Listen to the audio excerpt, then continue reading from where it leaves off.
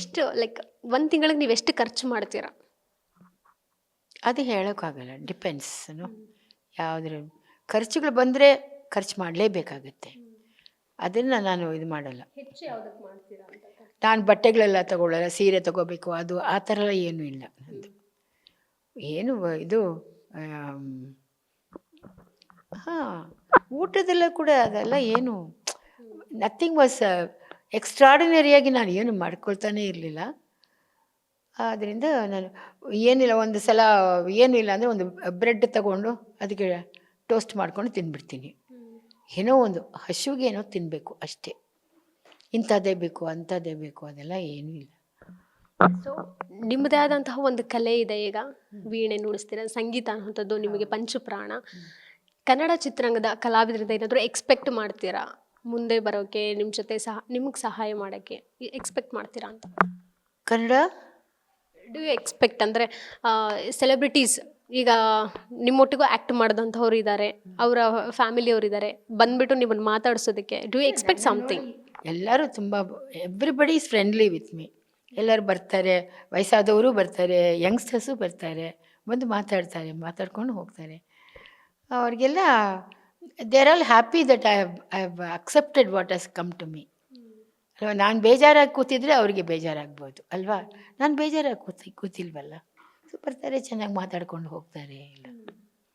ಕೊನೆ ಪ್ರಶ್ನೆ ಏನಂದರೆ, ನಿಮ್ಮ ವಿಡಿಯೋ ಒಂದಷ್ಟು ಕಡೆ ನೋಡಿದಂತಹ ನಿಮ್ಮ ಫ್ಯಾನ್ಸ್ ಇರಬಹುದು, ಜೊತೆಗೆ ಫಾಲೋವರ್ಸ್ ಇರಬಹುದು, ಜೊತೆಗೆ ಸುದರ್ಶನ್ ಸರ್ ಅಭಿಮಾನಿಗಳು ಸಹ ಇರುವಂಥದ್ದು. ಕನ್ನಡ ಚಿತ್ರರಂಗದ ಅಭಿಮಾನಿಗಳಿಗೆ ಒಂದು ಆತಂಕ ಇತ್ತು, ಹೇಗಿದ್ದೀರೋ ಏನೋ, ವೃದ್ಧಾಶ್ರಮ ಅಂದ ತಕ್ಷಣ ಅವ್ರ ಫ್ಯಾಮಿಲಿಯವರೆಲ್ಲ ಅಲ್ಲಿ ಹಾಕ್ಬಿಟ್ರ ಅವ್ರನ್ನ ಅನ್ನೋ ಥರ ಬೇಜಾರು ಮಾಡ್ಕೊಂಡಿದ್ರು. ಸೊ ನಿಮ್ಮ ಕಡೆಯಿಂದ ಸ್ಪಷ್ಟನೆ ಕೊಡೋದಾದರೆ how do you want to clarify it? ನಾನು ಇಲ್ಲಿರೋದು ನಾನು ಇಷ್ಟಪಟ್ಟು ಬಂದಿದ್ದು. ನಾನು ಇಲ್ಲಿ ಇರಕ್ಕೆ ಬರ್ತೀನಿ ಅಂತ ಅಂದ್ಕೊಂಡಿರಲಿಲ್ಲ.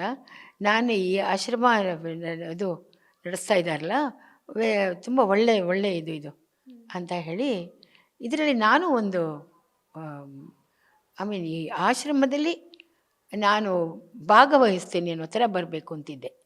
ನಾನು ಮೊದಲೇ ಬಂದುಬಿಟ್ಟಿದ್ದೆ ಆ ಥರ. ಆಮೇಲೆ ಇಲ್ಲಿಗೆ ಬಂದು ನಾನು ಇರ್ತೀನಿ ಅನ್ನೋದು ದಟ್ ವಾಸ್ ಅದು ಇಟ್ ಹ್ಯಾಪನ್ಡ್.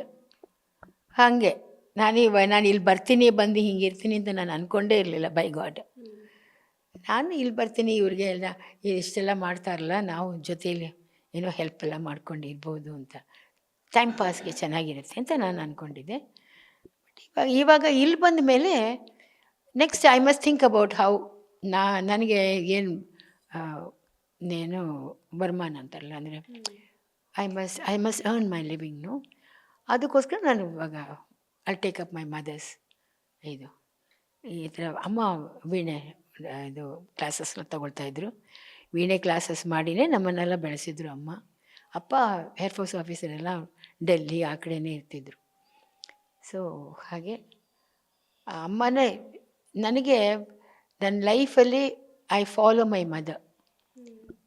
ಅಷ್ಟು ಒಂದು ವೆರಿ ಏನು ಹೇಳೋದು,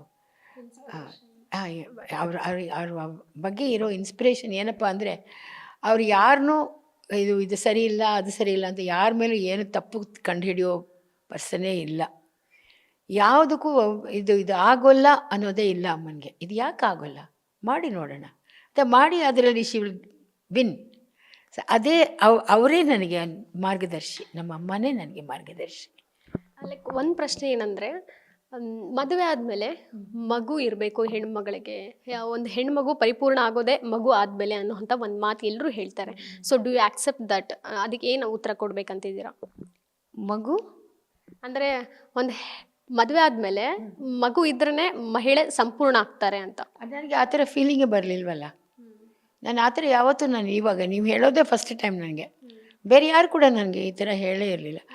ಎಷ್ಟೋ ಜನಕ್ಕೆ ಮಕ್ಕಳೇ ಇರಲಿಲ್ಲ, ಅವ್ರು ಯಾರನ್ನ ದತ್ತೆ ತಗೊಳ್ತಾರೆ ಅಲ್ವಾ, ಹಾಗೆಲ್ಲ ಮಾಡ್ತಾರೆ. ನಮ್ಮ ಯಜಮಾನರು ನಾವು ಅದು ಯಾರಾದ್ರು ಮಕ್ಕಳು ಇದಕ್ಕೆ ತೊಟ್ಲಿಗೆ ಹಾಕ್ತಾರೆ ಅಂದರೆ ನಾನು ಕರ್ಕೊಂಡು ಹೋಗೋರು.